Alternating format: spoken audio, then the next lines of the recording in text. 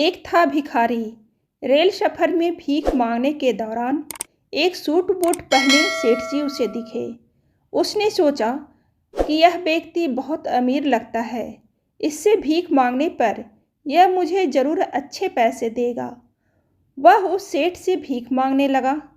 भिखारी को देखकर उस सेठ ने कहा, तुम हमेशा मांगते ही हो, क्या कभी किसी को कुछ देते भी हो?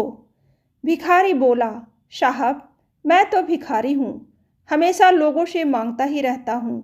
मेरी इतनी औकात कहाँ कि किसी को कुछ दे सकूँ। सेठ, जब किसी को कुछ दे नहीं सकते तो तुम्हें मांगने का भी कोई हक नहीं है। मैं एक व्यापारी हूँ और लेन देन में ही विश्वास करता हूँ।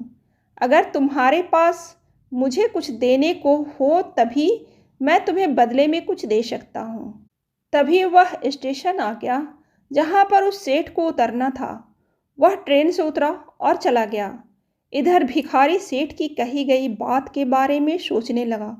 सेठ के द्वारा कही गई बात उस भिखारी के दिल में उतर गई।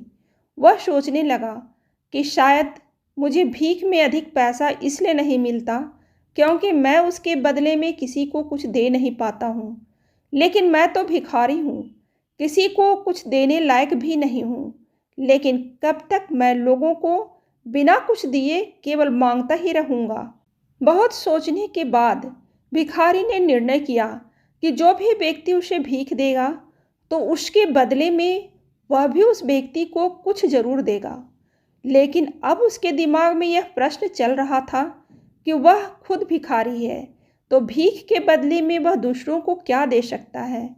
इस बात को सोचते हुए दिन भर गुजरा, लेकिन उसे अपने प्रश्न का कोई उत्तर नहीं मिला।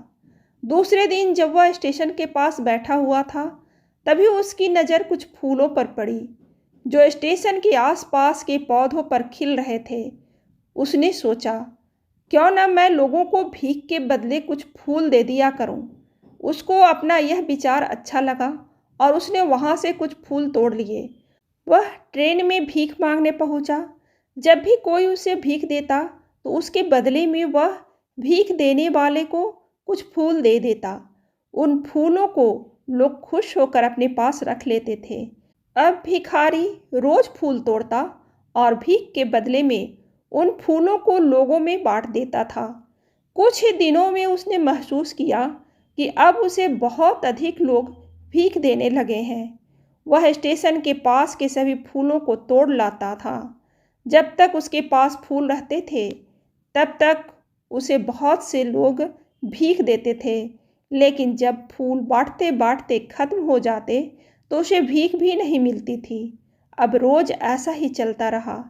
एक दिन जब वह भीख मांग रहा था तो उसने देखा कि वही सेठ ट्रेन में बैठे हैं, जिसकी वजह से उसे भीख के बदले फूल देने की प्रेरणा मिली थी। वह तुरंत उस व्यक्ति के पास पहुंचा और भीख मांगते हुए बोला, आज मेरे पास आपको देने के लिए कुछ फूल हैं। आप मुझे भीख दीजिए, बदले में मैं आपको कुछ फूल दूंगा। सेठ ने उसे भीख के रूप में कुछ पैसे दे दिए और भिखारी ने कुछ फूल उसे दे दिए। उस सेठ को यह बात बहुत पसंद आई। सेठ, वाह क्या बात है, आज तुम भी मेरी तरह एक व्यापारी बन गए हो। इतना कहकर फूल लेकर वह सेठ स्टेशन पर उतर गया। लेकिन उस सेठ द्वारा कही गई बात एक बार फिर उस भिखारी के दिल में उतर गई। वह बार बार उस सेठ के द्वारा कही गई बात के बारे में सोचने लगा और बहुत खुश होने लगा। उसकी आंखें अब चमकने लगी। उसे लगने लगा कि अब उसके हाथ सफलता की वह चाबी लग गई है जिसके द्वारा वह अपने जीवन को बदल सकता है। वह तुरंत ट्रेन से नीचे उतरा और उत्साहित होकर बहुत तेज आवाज में ऊपर आसमान की ओर देखकर बोला, मैं भिखारी नहीं हूँ, मैं तो एक व्यापारी हूँ। मैं भी उस सेठ जैसा बन सकता हूँ, मैं भी अमीर बन सकता हूँ। लोगों ने उसे देखा तो सोचा कि शायद यह भिखारी पागल हो गया है। अगले दिन से वह भिखारी उस स्टेशन पर कभी नहीं दिखा। एक वर्ष बाद इसी स्टेशन पर दो व्यक्ति सूट बूट पहने हुए यात्रा कर रहे थे। दोनों ने एक दूसरे को देखा तो उनमें से एक ने दूसरे को हाथ जोड़कर प्रणाम किया और कहा, क्या आपने मुझे पहचाना? सेठ, नहीं तो शायद हम पहली बार मिल रहे हैं। भिखारी: सेठ जी, आप याद कीजिए, हम पहली बार नहीं बल्कि तीसरी बार मिल रहे हैं। सेठ: मुझे याद नहीं आ रहा। वैसे हम पहले 2 बार कब मिले थे? अब पहला व्यक्ति मुस्कुराया और बोला, हम पहले भी 2 बार इसी ट्रेन में मिले थे। मैं वही भिखारी हूँ जिसको आपने पहली मुलाकात में बताया कि मुझे जीवन में क्या करना चाहिए, और दूसरी मुलाकात में बताया कि मैं वास्तव में कौन हूँ। नतीजा यह निकला कि आज मैं फूलों का एक बहुत बड़ा व्यापारी हूँ और इसी व्यापार के काम में दूसरे शहर जा रहा हूँ। आपने मुझे पहली मुलाकात में प्रकृति का नियम बताया था, जिसके अनुसार हमें तभी कुछ मिलता है जब हम कुछ देते हैं। लेन देन का यह नियम वास्तव में काम करता है।